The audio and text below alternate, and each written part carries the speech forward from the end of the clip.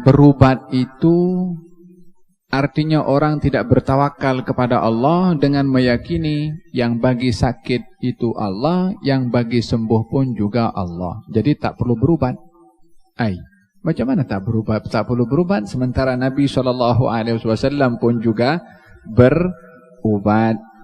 Berubat tidak menafikan tawakal kepada Allah, pasrah kepada Allah, bergantung kepada Allah, selagi berubat itu dijadikan sebab dan bukan dijadikan kesembuhan itu datang daripada ubat. Tidak. Tapi ubat itu adalah sebab untuk mendapatkan kesembuhan dari Allah Subhanahu wa ta'ala. Seperti mana makan itu adalah sebab untuk mendapatkan kenyang dari Allah Subhanahu wa ta'ala. Wa hakadha disebutkan dalam hadis ini tentang masyru'iyah, disyariatkannya seseorang itu bila mana sakit untuk berubat, karena baginda Rasulullah sallallahu alaihi wasallam adalah juga berubat. Hanya di dalam hadis Nabi sallallahu alaihi wasallam beliau bersabda, "Ma anzalallahu da'an illa wa anzalahu dawa." Allah tidak menurunkan penyakit kecuali diturunkan bersama dengan penyakit itu dawa, penawarnya atau obatnya. Mungkin seorang akan bertanya, lalu bagaimana dengan penyakit penyakit HIV umpamanya, atau penyakit-penyakit yang lain yang tidak dapat diobati. Penyakit-penyakit yang belum dapat diobati di zaman sekarang belum boleh untuk dikatakan kalau penyakit itu tak punya penawar. Belum boleh untuk dikatakan penyakit itu tak ada obatnya. Tapi belum dijumpai obatnya. Belum dijumpai penawarnya. Mungkin tahap kemampuan orang di zaman sekarang ini daripada pakar-pakar dokter tidak dapat menyembuhkan penyakit yang HIV umpamanya, atau penyakit-penyakit yang seumpamanya yang belum dapat disembuhkan.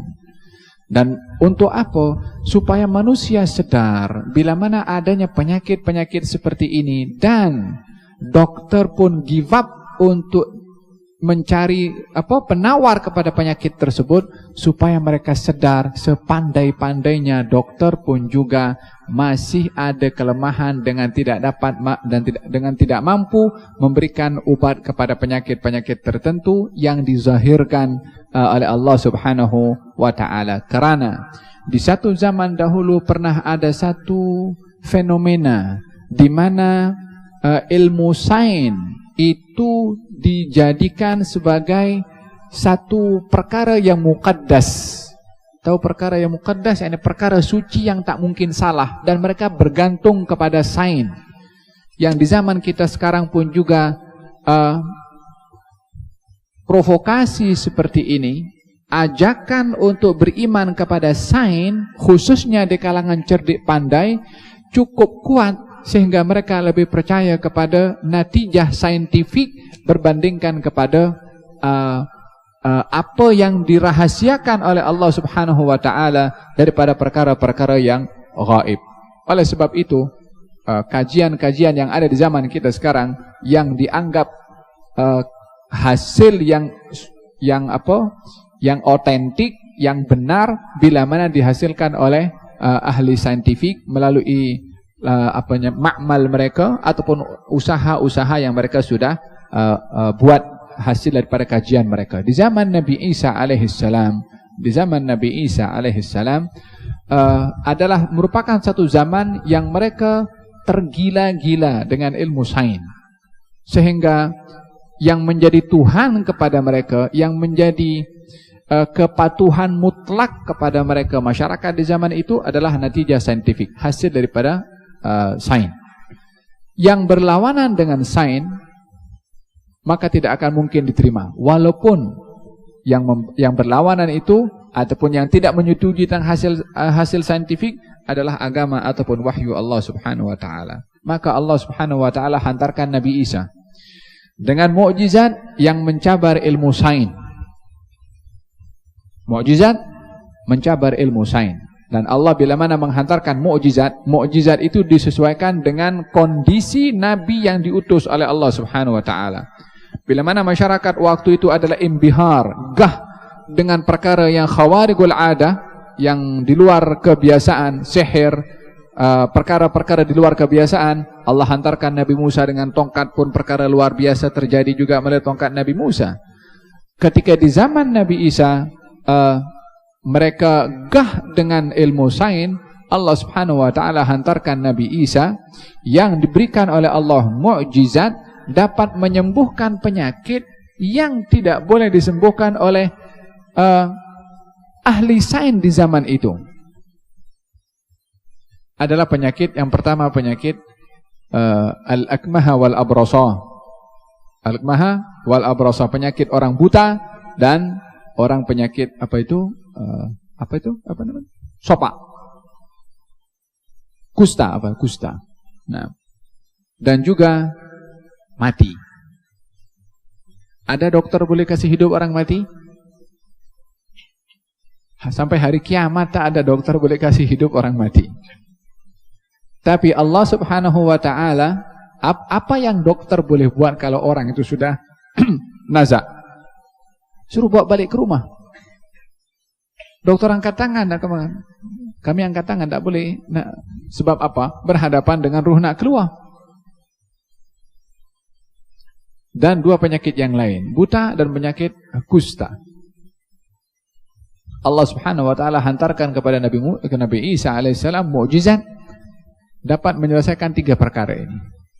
Orang mati dihidupkan, orang buta disembuhkan, orang terkena penyakit kusta disembuhkan. Untuk mencabar prestasi pencapaian manusia dalam bidang sains adalah bukan menjadi patokan, bukan menjadi sandaran dalam segala hal. Itu bahagian daripada secuil daripada ilmu yang diberikan oleh Allah kepada manusia. Dzalika mablaghuhum minal ilmi. Itu sedikit pencapaian manusia tentang ilmu. Tapi tak boleh pencapaian yang ada dengan saya, semua orang mesti sesuai dengan saya punya pencapaian. Mungkin orang lain setelah zaman ini ada pencapaian yang lebih hebat lagi. Dan dalam hal ini tak ada orang dibenarkan membatasi ilmu kepada dirinya.